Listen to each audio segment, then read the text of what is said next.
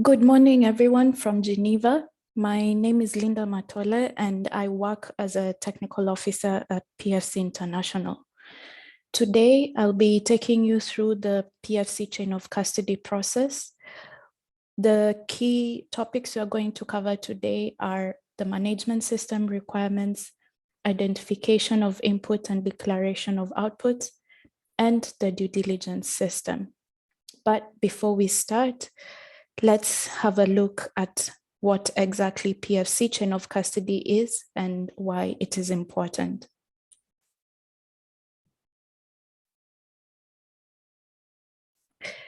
So if you think about the supply chain today, it involves a lot of complex processes. And one of the key points within a supply chain is being able to access information. This information includes where the material comes from. So what you see on your screen is the definition of the PEFC chain of custody, which is defined as a mechanism that is able to provide accurate and verifiable information that forest and tree-based products are sourced from PEFC certified sustainably managed forests or recycled material according to our definition, or PEFC controlled sources. Why is PEFC chain of custody important? At PEFC chain of custody, we have different PEFC claims, and these claims guarantee the users to be able to access the market. Why? Because the PEFC claims provide information that is accurate and verifiable. So the customer, for example, or the user of the product can be able to identify or to trace where the material is coming from. Our approach to traceability is that we have materials which are included within our PEFC certified product. These materials come from sustainably managed forests, recycled sources that meet the PEFC definition of recycled sources, wood from non-controversial sources through our due diligence system. This, in return, is able to ensure that the materials that enter the PEFC chain of custody are responsibly sourced, regardless of where they come from. Our chain of custody model is based on three key actors: the supplier, the company, and the PEFC customer. The way the chain of custody standard was designed was from the organization or the company's perspective. So on your screen, you see that we have three different definitions of both the three main actors. So a supplier, for example, is an entity that is supplying the material used as input for your company. And the organization is the person or the group of people that they have their own responsibilities, authorities, or relationships, so the company itself. And the customer is the entity that is in the end going to receive the product with the PEFC claim. So I hope I've tried to define it in a very simple way for all of you to understand. So with that short definition or short description of PEFC chain of custody and why it is important, now we look at the management system requirements, which are the foundation of any company or organization. So what exactly is a management system and why is it important? So here, I like to imagine, for example, let's say a carpenter during the Middle Age or early Renaissance period. Let's say this carpenter had orders, for example, to deliver 10 tables. And then try to imagine the same carpenter today trying to deliver the same orders of 10 tables with the same structure during the Middle Age or early Renaissance period. Of course, now the carpenter or his own shop or small company will need some kind of planning or organization in order to deliver these products in time. So according to ISO or IEC definition of what a management system is, this is a set of interrelated or interacting elements of any organization where you establish different policies and objectives and processes so that you achieve those objectives.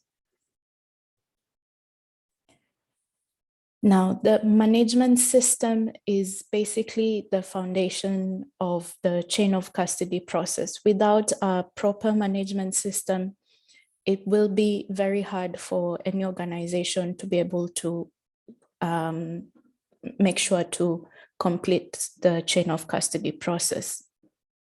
So what you see on your screen is, like I said, I tried to define the chain of custody model is that the management system, again, I said, is the roof or the foundation of any company.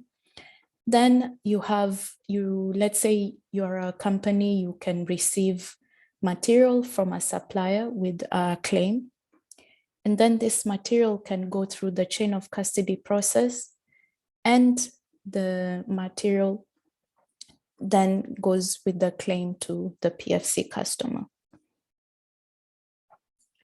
The same company can also with a proper management system and with complex processes within their company have the same process or the same chain of custody model, and in the end be able to deliver a PFC claim to the PFC customer. So basically this diagram is just to show you how important it is to have management system in order to implement the chain of custody process. Now let's have a look at some of the management system requirements, and we will look at them one by one. I will not touch on each and every key point on every point within the standard, but I'll just mention the key aspects within what is required within your management system in order to implement the PFC chain of custody. So firstly is you need to make sure that you document your procedures. So some of these documented procedures include the responsibilities and authorities. So who is in charge of what and what are they authorized to do, how your material is flowing through your company or the processes. And we are going to look at a product group and the procedures of PFC chain of custody process. On the second row, you can see the responsibilities and authorities. Basically, the company needs to have a clear commitment to implement and maintain the chain of custody requirements. You can see this is also mentioned in the standard. And the organization also has to appoint a member from the management, for example, who will be in charge of the PFC chain of custody. Also, you need to appoint the personnel or the staff who will also be responsible for implementing the chain of custody process. You also have to keep records at least for 5 years with details of the suppliers, your procured material or those that you're selling, if you apply the due diligence system, it needs also to be documented. The internal audits, what the results and how or who conducted it, the complaints and resolutions.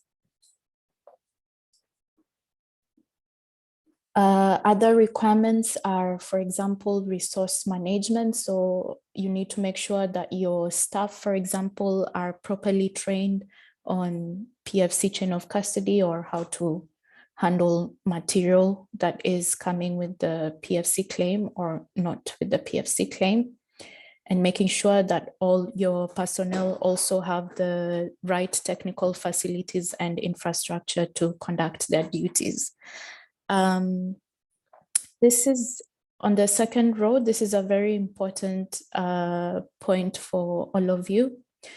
So under inspection and control, as a company, you need to ensure that you have annual internal audits, and these are done prior to the initial certification audit, which will be done by an auditor from a certification body, for example.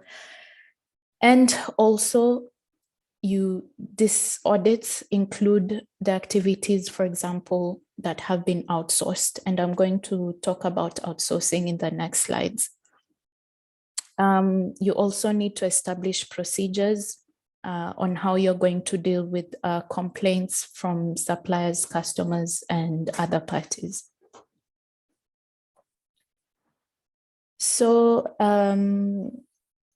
what if you have a non-conformity, or what will you do? You need to have procedures on how you're going to conduct the corrective actions. So the standard clearly mentions when a non-conformity is identified, for example, when there's an internal or external audit, the organization needs to react, evaluate, implement the action needed, and then make changes in the management system if it's necessary. So you can find this in section 4.8 under management systems of the standard. As for outsourcing, here is a small diagram to try and describe to you how or what outsourcing is. So let's say you're a company and you want to outsource, for example, printing services. So during your internal audits, or you need to also make sure that this outsourcing company can also be audited. And therefore, the organization needs to establish clear an agreement with the organization and other entities. So, for example, making sure that there's a clear separation of materials and there's no mixing at the site where the outsourcing is being conducted, and that you as a company, you have access to the entity's internal and external audits of outsourced activities. So like I said, internal audits of outsourced activities will be done annually and before the outsourcing activity starts. Lastly, the last requirement is social health and safety requirements. These ones are mainly based on the ILO Declaration on Fundamental Principles and Rights at Work, where we talk about the freedom of association, forced labor is not used, there's no child labor, and equal employment opportunities and treatment, and safe and healthy work conditions. So what have we looked at in a nutshell? So we've looked at the the management system requirements under the chain of custody management model. We've touched on the key aspects under the documented procedures, responsibilities, and all this that you can see here in blue. So Any organization that wants to implement the PFC chain of custody needs to have a proper management system following these requirements in order to implement the PFC chain of custody process, because this will highly affect how you're going to implement the process itself. And here is just an introduction of how the process looks like. So identification of inputs, due diligence system, if necessary, chain of custody methods, declaration of outputs, and trademarks. We're going to look at each of this in the next slides. So now we have some time for a short quiz, which says, at the time of initial audit, shall internal audits already have been carried out by the organization? I will hand over to Wong to show you how to answer this quiz. Thank you very much for your time, and see you in the next module.